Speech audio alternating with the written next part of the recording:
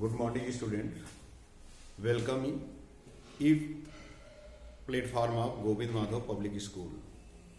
Today we are discussing about कारक. आज हम कारक के विषय में पढ़ेंगे. कारक के विषय में जैसे कि आप लोग पिछली कक्षाओं में भी पढ़ा होगा, कारक के जो है चिन्ह होते हैं, चिन्ह के माध्यम से जानते हैं. लेकिन उसमें उस क्रम में हम थोड़ा सा आगे बढ़ेंगे. हम बात करेंगे कारक किसे कहते हैं और उसकी डिफिनीशन क्या है. पहले इस पर हम बात करेंगे. संज्ञा या सर्वनाम, जो भी वाक्यांश है, हम पहले ध्यान देंगे आप लोग. संज्ञा सर्वनाम तो आप जानते हैं ये कर्ता होता है. लेकिन जो भी वाक्य, जैसे यहां पर तुलसीदास ने रामचरितमानस लिखे, ये एक वाक्य है.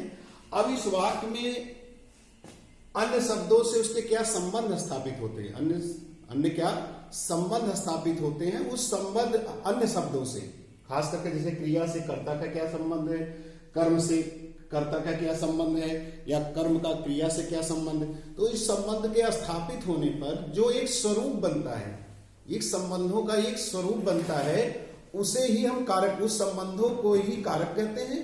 और उस कारक का एक चिन्ह होता है. जैसे तुलसीदास ने, तो यहां तुलसीदास और आपकी क्रिया है मानस, लिखने की क्रिया हुई है, तो लिखने से इसका संबंध कर्ता के रूप में है. तो कर्ता के रूप में जो संबंध हो रहा है तुलसीदास, और उसे ने के द्वारा जो कर्ता कारक का चिन्ह है वो है ने. तो इन परिभाषा के अनुसार अगर बात करते हैं तो संज्ञा या सर्वनाम का जो स्वरूप वाक्य अन्य शब्दों के साथ उसका संबंध प्रकट करता है, क्या उसका स्वरूप, संबंधों का जो स्वरूप होता है, वो उसे ही कारक कहते हैं. कारक कुल 8 प्रकार के होते हैं.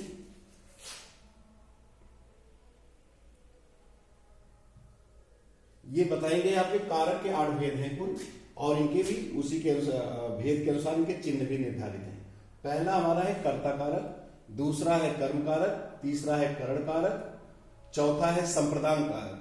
संप्रदान कारक का चिन्ह को के लिए. पांचवा नंबर है अपादान कारक. अपादान कारक का चिन्ह है अलग होने के अर्थ में. छठा है हमारा संबंध कारक, का, के, की, रा, रे, री. और सातवां है अधिकरण कारक, इसका चिन्ह है में, पे, पर. और आठवां है हमारा संबोधन कारक, जिसमें कहते हैं हे, ओ, अरे, भो. अब इन चिन्हों के द्वारा, एक चिन्ह के द्वारा हम इनके संबंधों के स्वरूप को प्रकट करते हैं. संबंधों के स्थापित करने में जो एक चिन्ह का प्रयोग किया जाता है, हर कारक के लिए अलग अलग बताया गया है. तो इसमें सबसे पहले हम बात करेंगे कर्ता कारक की. कर्ता कारक किसे कहते हैं? कर्ता कारक में का मुख्य होता है कि जो क्रिया का जो संबंध स्थापित होता है, जो क्रिया को करने वाला होता है, वही कर्ता होता है. और इसलिए यहां जब संबंध की बात रखते हैं, उसका जो स्वरूप बनता है, वो स्वरूप बनता है कर्ता कारक. उदाहरण के लिए आरुणि ने गुरुजी को प्रणाम किया.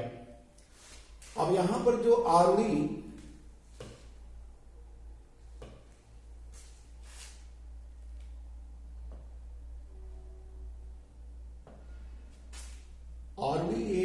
ये कर्ता, और इसके साथ इसका चिन्ह है प्रकट है ने. आरुणि ने गुरुजी को प्रणाम किया.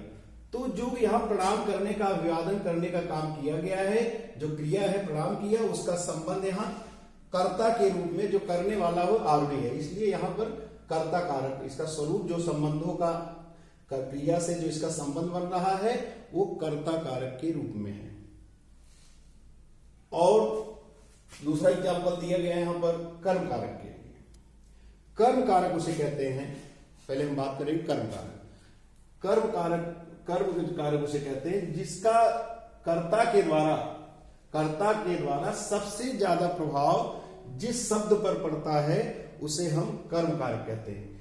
या हम ऐसा भी कह सकते हैं, क्रिया का जो फल बनता है, कर्ता के द्वारा किया जाता है, और जो क्रिया का फल बनता है, उसे हम कर्म कहते हैं.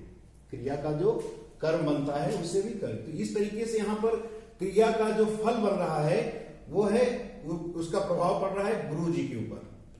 तो यहां पर गुरु जी जो है, गुरु जी कर्म कारक के रूप में प्रयोग किए गए हैं. इस कर्म कारक का चिन्ह है को. कर्म कारक का चिन्ह होता है को. तो आरूढ़ी के द्वारा जो सबसे ज्यादा प्रभाव पड़ रहा है वो गुरुजी पर पड़ रहा है। और दूसरी बात ये कही जाती है कि क्रिया का जो फल बनता है वो जिसके ऊपर उसका प्रभाव पड़ता है, जो उसका फल बनता है वो उसे कहते हैं कर्म। तो यहाँ पर गुरुजी कर्म कारक में आते हैं, इसलिए यहाँ पर चिन्ह प्रयोग किया गया को। तो ये बातें हो गई कर्म कारक की, को चिन्ह भी प्रयोग किया गया है। और अगला स्टेप देखते हैं।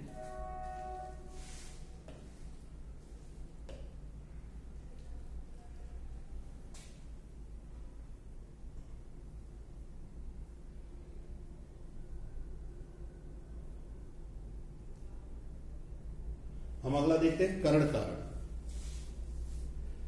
करण कारक की बात करते हैं।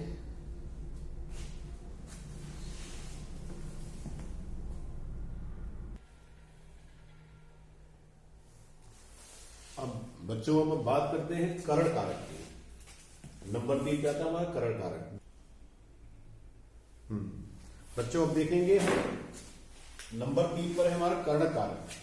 करण कारक का अर्थ ये होता है कि संज्ञा या सर्वनाम कह लो या कर्ता की बात करते हैं। कर्ता जो भी कार्य करता है वो किस साधन के द्वारा करता है, जो साधन प्रयोग करता है किसी कार्य को करने में, उस साधन को हम कहते हैं करण, जिसका भाव होता है करण कारक। तो जैसे यहां पर एग्जाम्पल के लिए उदाहरण के लिए दिया गया, रुचि ने चाकू से सब्जी काटी। अब ये देखिए सबसे बढ़िया उदाहरण है करण कारक का। रुचि जो यहां पर क्या है, रुचि यहां पर संज्ञा के रूप में यूज किए, कर्ता कारक के रूप में यूज किए गए हैं। कर्ता के द्वारा काम किया जा रहा है सब्जी काटने का, लेकिन उसके लिए जो साधन प्रयोग किया जा रहा है वो है चाकू। तो चाकू से, और करण कारक का जो चिन्ह प्रयोग किया गया है वो से। अब इसमें देखिए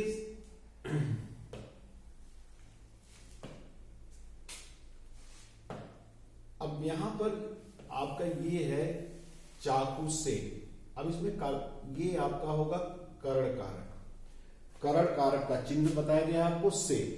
जिस साधन के द्वारा कोई कार्य किया जाता है उसे हम कहते हैं करण कारक। जहां भी ऐसा नहीं कि आपका से चिन्ह आ गया, अगर आपको लगता है कि से चिन्ह आ गया तो आप उसे मान लो कि वो करण कारक है, ऐसा नहीं होता है। अभी तक आप लोग यही जानते थे कि चिन्ह के माध्यम से ही आप ये डिसाइड करते थे कि यहाँ पे कौन सा कारक है, लेकिन ऐसा नहीं होता है। उसमें साधन का से नहीं मतलब है। उसमें चाकू से, चाकू एक जो भी कार्य किया जा रहा है उसमें साधन का प्रयोग जरूर होना चाहिए, तभी करण कारक है। चिन्ह ना भी आए तब भी। रुचि ने चाकू से सब्जी काटी, तो ये करण कारक की परिभाषा हुई। अब हम बात करते हैं संप्रदान कारक की। अब देखिए संप्रदान कारक में भी आप समझने की कोशिश करें। संप्रदान कारक और कर्म कारक, कहते हैं कर्म कारक का चिन्ह होता है को, आपने पढ़ा है कर्म कारक का चिन्ह होता है को। लेकिन आप देखेंगे कि यहां पर देखिए, यहां पर संप्रदान कारक में भी ये आपका विश्वामित्र को, तो जो को शब्द है यहां पर, ये यहां पर को शब्द यूज किया गया, लेकिन यहां पर क्या होगा, ये संप्रदान कारक होगा। जबकि आपके हिसाब से विश्वामित्र को राज्य दे दिया गया है। वैसे देखा जाए चिन्हों के अनुसार अगर आप इसको निर्धारित करेंगे या समझेंगे तो को जहां आ जाएगा आप कहेंगे कि ये कर्म कारक हो गया, लेकिन ऐसा नहीं है, ऐसा नहीं है। यहां पर को चिन्ह प्रयोग किया गया है, लेकिन यहां पर विश्वामित्र जो है उनको राज्य दिया गया है। तो देने का जहां भाव है, संप्रदान कारक उसे कहते हैं जहां कुछ किसी के लिए कुछ करने का भाव हो या किसी के लिए कुछ देने का भाव हो। जहां देने की बात की जाए, संप्रदान करने की बात की जाए, वहां पर हमारा होता है संप्रदान कारक। जैसे यहां पर को शब्द यूज किया, लेकिन विश्वामित्र को यहां पर क्या दिया गया, राज दिया गया है, तो ये यहां पर होगा संप्रदान कारक। देने की बात हो रही इसलिए यहां पर संप्रदान कारक होगा। अब अगले क्रम में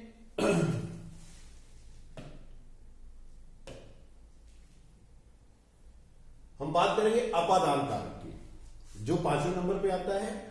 और अपादान कारक का चिन्ह अपादान कारक कहते हैं जिसमें जो चिन्ह है वो होता है से। चिन्ह क्या होता है, अपादान का से, लेकिन इसमें अलग होने का भाव होना चाहिए। किसी वस्तु से संज्ञा सर्वनाम इस वाक्य में जब कहीं से किसी वस्तु के अलग होने का अर्थ हो, अलग होने के भाव में हो, तभी वहां पर हम अपादान कारक कहते हैं। जैसे पेड़ से पत्ता गिरता है, इसका एग्जाम्पल है, उदाहरण है, पेड़ से पत्ता गिरता है। अब देखिए यहां पेड़ से पत्ते के अलग होने का भाव है, जबकि यहां पर चिन्ह प्रयोग किया गया से। अब से का देखिए, से चिन्ह का प्रयोग जो किया जाता है वो करण कारक में भी किया जाता है, करण कारक में भी ऐसा किया जाता है, लेकिन चिन्ह से ही डिसाइड नहीं होगा। यहां किसी वस्तु से किसी अलग वस्तु के अलग होने का भाव हो और से चिन्ह प्रयोग किया जाए तो वहां होगा अपादान कारक। तो यहां पर है अपादान कारक। अपादान कारक पेड़ से पत्ता, ये जो है यहां पर अलग होने के भाव कारण, यहां पर है अपादान कारक, अलग होने के भाव में। अब हम बात करते हैं नंबर 6 पर, हमारा है संबंध कारक। संबंध कारक क्या है कि एक वाक्य के अंदर जो संज्ञा सर्वनाम, जो भी संज्ञा सर्वनाम या कर्ता भी कह लीजिए, जो भी संज्ञा सर्वनाम से अन्य शब्दों के साथ संबंध स्थापित होते हैं, उन्हें हम कहते हैं संबंध कारक। जैसे यह मोहन की कार है, यहां पर देखिए एग्जाम्पल दिया गया है, यह मोहन की कार है।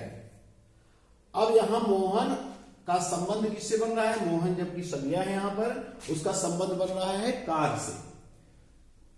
ये कार का संबंध मोहन से बन रहा है, मोहन का संबंध कार से। और संबंध बनने में जो संबंध बन रहा है, जो संबंध का स्वरूप बन रहा है, उस संबंध को स्थापित करने में की चिन्ह का प्रयोग किया जा रहा है। यहां पर मोहन की कार है, तो जो की संबंध है, या हो का, के, की, रा, रे, री, ये संबंध कारक के कारक चिन्ह बनते हैं। इस प्रकार यहां से जहां संबंध की बात आए, संज्ञा से और किसी अन्य शब्द से संबंध की बात की जाए, किसी वस्तु से संज्ञा का किसी वस्तु से संबंध की बात की जाए और वहां पर कारक चिन्ह का, के, की, रा, रे, री का प्रयोग किया जाए, वहां पर होता है संबंध कारक। अब बात करते हैं संबंध कारक के साथ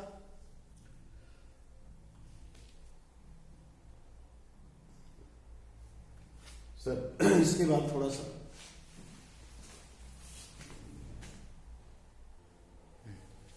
तो अभी बच्चों ध्यान दीजिए, अभी जो दो आपका 7वां और 8वां दो आपके कारक जो है बचे हुए हैं, उनकी चर्चा हम जो है अगले क्लास में करेंगे।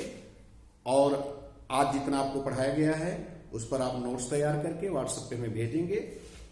और साथ में जो भी कहीं कुछ प्रॉब्लम आपको इसमें समझने में या आपको समझ में न आया हो, उसे आप व्हाट्सएप के माध्यम से आप उसमें या किसी भी माध्यम से आप संपर्क करके आप उनसे पूछ सकते हैं। थैंक यू, धन्यवाद।